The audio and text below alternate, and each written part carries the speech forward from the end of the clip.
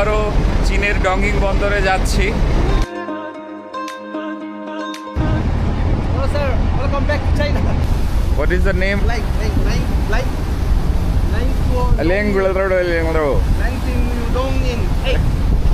চীন যে কত উন্নত একটা এক্সাম্পল দেয়। আপনি যদি বিশ্বের সেরা 10টা ব্যস্ততম বন্দর বা সেরা 10টা বন্দর লিখে সার্চ করেন, দেখবেন এর মধ্যেই চীনের 5টা থেকে 6টা বন্দর আছে।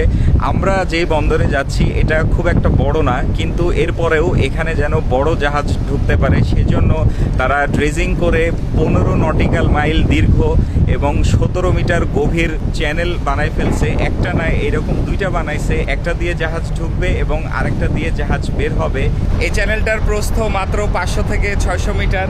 ওই যে দেখছেন গ্রিন কালারের যে মার্কিং, জাস্ট আমরা ওই পাশে গেলেই আমাদের গ্রাউন্ডিং হয়ে যাবে, অর্থাৎ জাহাজের যে নিচের অংশ সেটা সমুদ্র পৃষ্ঠে ঠেকে যাবে।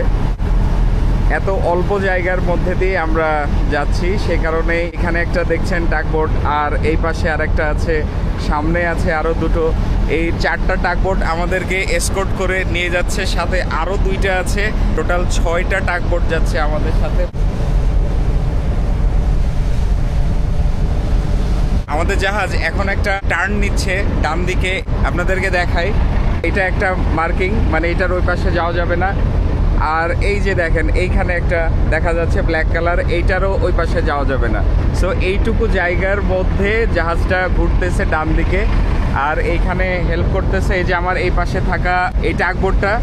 সবগুলো টাগবোট মিলে আর আমাদের জাহাজের ইঞ্জিনও চলতেছে, সব মিলিয়ে এই ছোট্ট জায়গার মধ্যে জাহাজটাকে এখন ঘোরানো হচ্ছে ডান দিকে। এইখানে দেখলে বুঝতে পারবেন। এই বরাবর এসে অলরেডি এইখানে আমরা ঘুরে গেছি ডান দিকে। ওই যে সামনে বন্দর দেখা যাচ্ছে।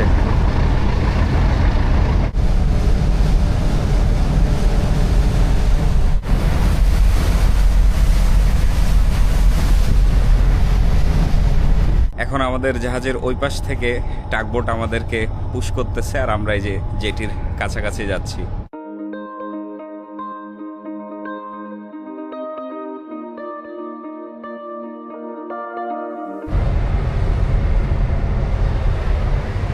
এই 2টা হচ্ছে আমাদের লাস্ট লাইন। এই 2টা ব্রেকফাস্ট হয়ে গেলে আমাদের কাজ শেষ।